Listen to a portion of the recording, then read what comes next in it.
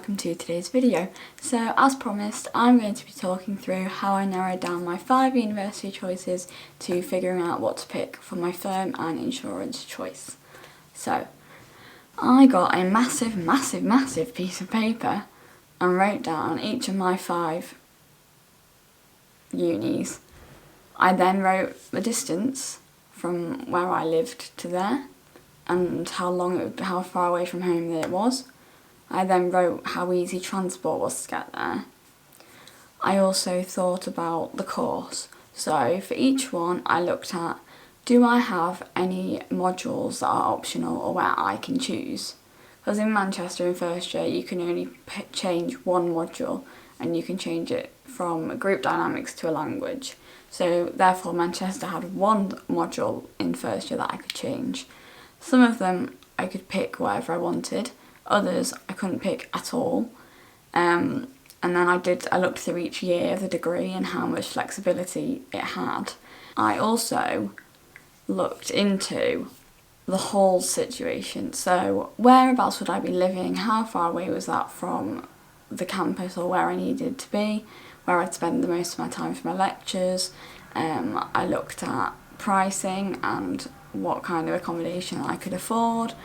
I also looked into the layout of the halls, so I kind of drew like corridors, room, like communal kitchen and communal areas to try and work out which ones I thought would fit me best. Some of them you only had like 3 or 4 people.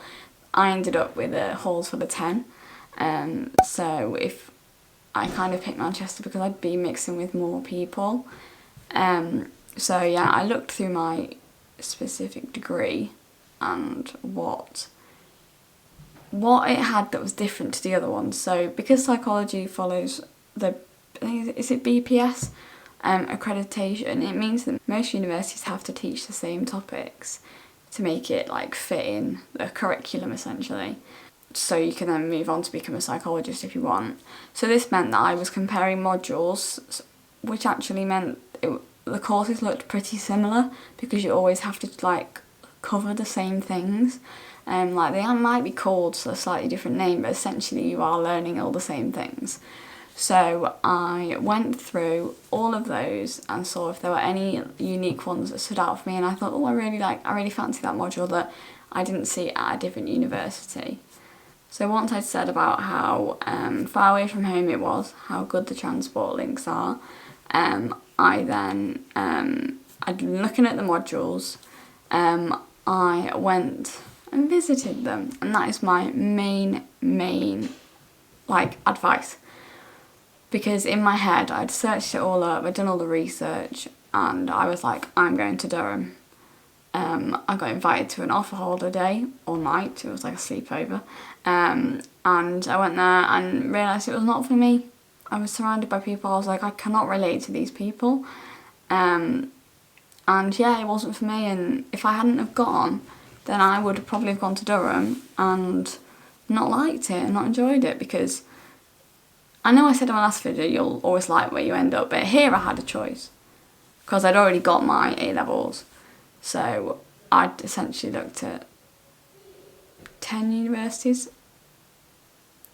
because I picked 5 and 5. I think I put some of them down for both years, but I reapplied during my gap year. But yeah, so I would have ended up going to Durham and probably not even liked it, because when I got there it wasn't right. I didn't feel like it was me. I thought I'd go to university open days and actually be like, this is the one, and just get that feeling of knowing like, yeah, this is where I'm meant to be. I didn't get that anywhere, and I think that's what kind of stressed me out a bit. So I picked out what was important to me. So important to me was I wanted to play hockey at university. Ironically, that didn't actually end up happening. I still play for my home team at the weekend. So I looked at how good their hockey team was, what sports facilities they had. Anything that I was sort of interested in, I looked at what does that uni do in terms of that area. So I looked at like the sport facilities. Loughborough was one of my options, so obviously that's got massive sport facilities, so I was comparing that to Chester, which didn't have as much, because it's not going to, because Loughborough specialised in sport, and has way more than any other university I think in the country does in terms of sport. Maybe not that and Bath, but I'd ruled out Bath because the grades were too high and I didn't really like the feel. So some of them I went to and I really knew I didn't want to go. But majority of them I was like, yeah, it's alright. And I was waiting for that moment of, this is the one. And you're not going to get it. If you do get it, brilliant. But I didn't get it and I was trying to chase that and I was constantly thinking, which one do I want to go to? Which one do I like? Which one do I feel feels like me? So I went to Keele Uni and to me it felt like I was at school. Like, it felt to me like a school. And I didn't want to go back to a school. From sixth form, I wanted to move on. I didn't want to feel like I was going back into school. So that's why I didn't pick Keele, because to me it felt like a school. And I just, yeah, it's a pretty uni. But then this is also where I had the decision. Campus unis versus, oh God, what's the opposite ones? You can have a campus uni where everything's together, or you don't. I can't remember what it's called. I needed to decide, did I want a uni where everything was in like a little bubble? Loughborough, Keele are two very good examples of this, where everything is where you need it. So you've got university, you've got your accommodation, you've got your sports, you've got your, I think some of them even have doctors right there, you've got your SU, you've got everything all together in a little bubble, so you will technically never need to leave. Whereas with Manchester, you've got it spread out all over the place, but it's spread out in Manchester, so you might have to go further into Manchester, not as far into Manchester, but it was spread out more. And I liked that. And that's one of the bigger decisions you'll have to make. Campus uni, not campus uni.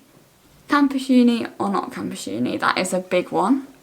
So yeah, on my massive piece of paper, I'd wrote out each of my 5 universities. I'd write out the grade requirements, which weren't an issue for me because I'd already got my A-levels the year before. But yeah, so I looked specifically at where I'd be living, what is around there. I looked specifically at the course modules and what options there were for me there.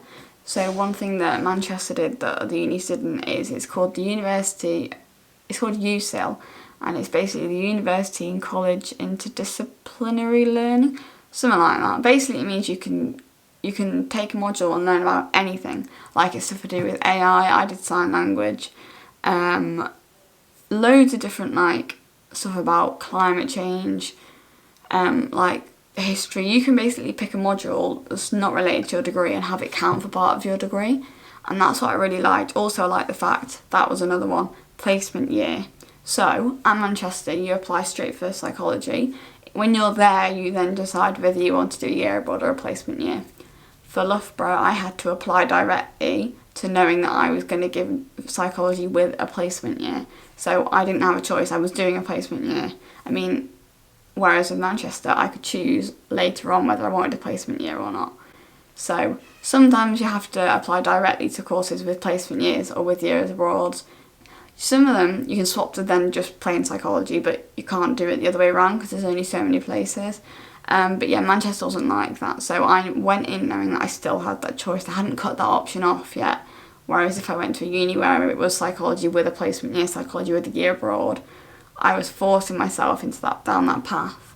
Like, you might know already that you really want to do a year abroad or that you want to do a placement year, and that's great. But if you don't, like I wasn't sure, in the end I wasn't well enough to do either. But I think it's good to know what options you've got. Another thing I'd look at is exams and coursework. So look for your modules and look for, are they all coursework based? Do they have any exams? Is it just exams? Because different unis do it differently. I think Manchester Met only does coursework, and some people prefer that. As someone who's about to start the dissertation, which is essentially massive coursework. I'm not a massive coursework fan. But yeah, look at the split. Over my entire degree is 50-50. So you do about roughly half exam, roughly half coursework. So I was like, that's fine. Bit of both worlds for me. But yeah, if exams really aren't your thing, then look at universities that only sort of do coursework or only do exams. Like, look at what's best for you.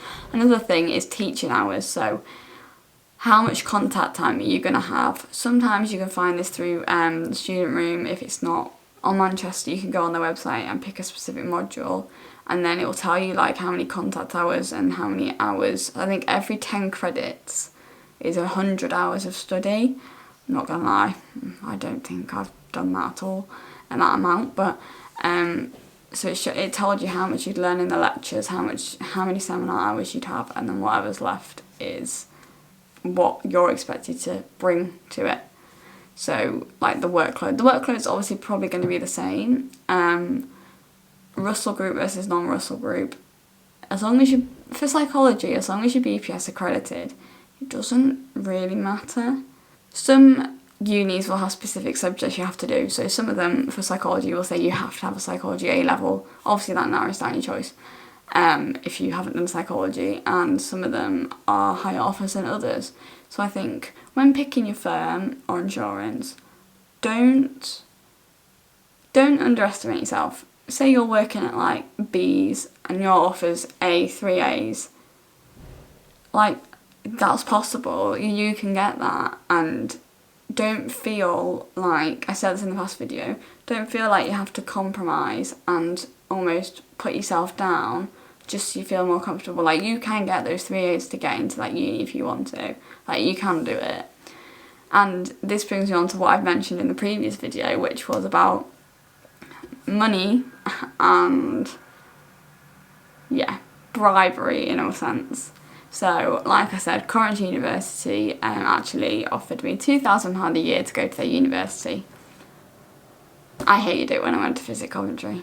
And if I was panicked and felt stressed and didn't want the pressure of A-levels, they also gave me an unconditional. So that's these two like things or kind of ideas that universities kind of may start to do.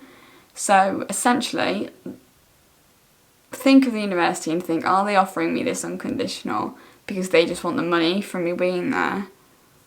Or do they actually think I've got a really good application, or I've already got my grades and that's just their way of being unconditional? But the financial incentives, I think, be very careful about.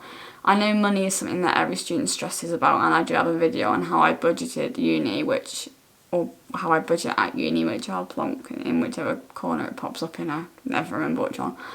But don't feel pressured for the money, because some people need to work while they're at uni to be able to afford it, because their halls and life can be expensive. And I understand that. I worked in the school holidays / uni holidays to get some more money to help me. But yeah, don't fall for the financial incentive. If you can get a scholarship, great.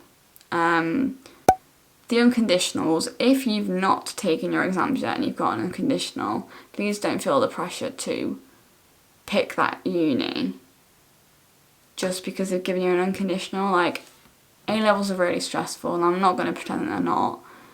And with every like education level you go up, you'll think, oh, this is really stressful, and to you that's completely correct and relevant. When you get to first year uni, you'll be like, this is really hard, and every other level you get to, you'll be like, this is hard, and that's true, because in terms of what you've experienced, it is going to be harder. So don't think, oh my god, A-levels are so overwhelming, there's so much content, because that's true, but don't let an unconditional force you into being like, oh, I don't need to revise anymore, because as long as I think you need E's, I think you just need to pass, I'm not sure, I think you do actually have to sit the exams to get an unconditional, so I think you have to get an E, because that's like technically a pass.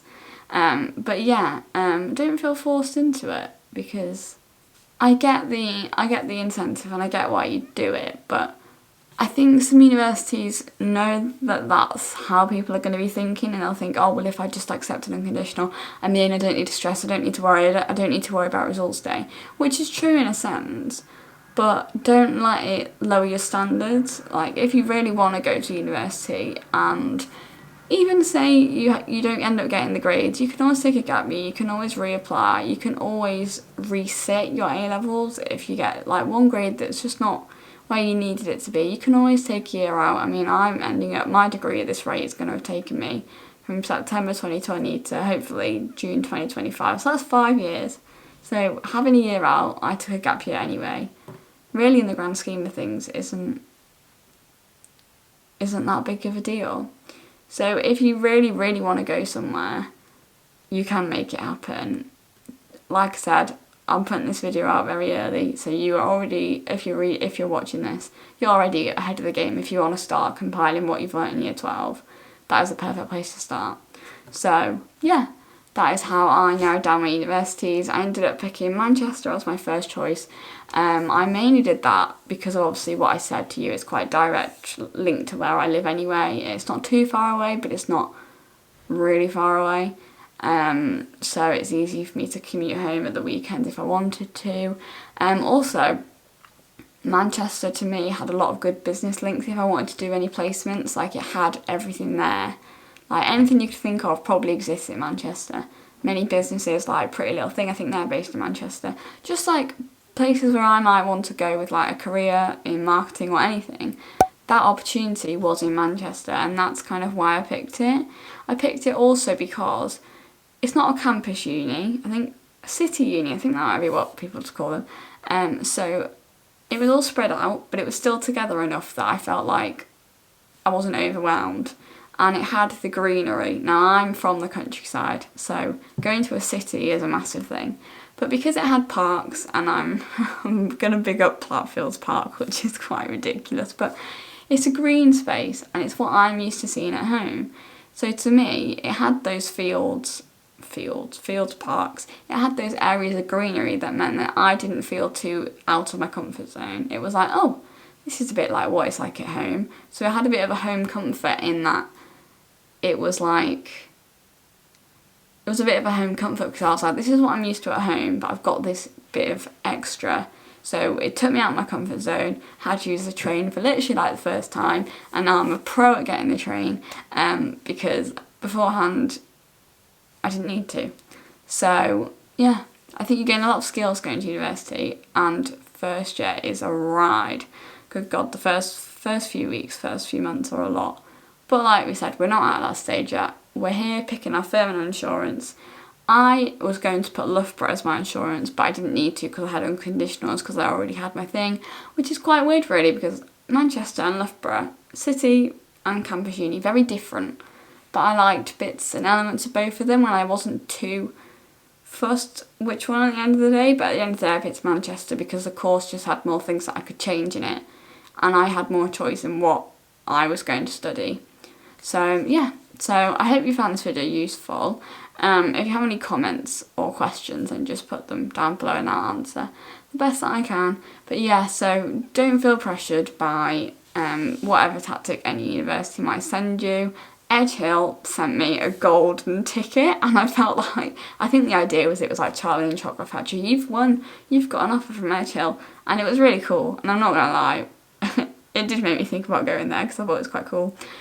Yeah, you actually might get sent free stuff actually. Derby Uni sent me this like fold out 3D student bedroom, and I was like, this is so cool. First of all, the Keel prospectus was pink, and that was like enough to get me to but that was one of my offers. So try not to get swayed by whatever they throw at you. But yeah, I felt like Charlie and the Chocolate Factory. I was like, look at my golden ticket, and it was like, you've got an offer, and I was like, yeah. So yeah, universities will try different techniques, but my main advice is go and see them. Like, I had my dad travel 4 hours north, 3 hours south. We went all over the country, but it's worth the trip because then you know. You'll know whether it's right or wrong for you. Well, you'll definitely know whether it's wrong for you, put it that way.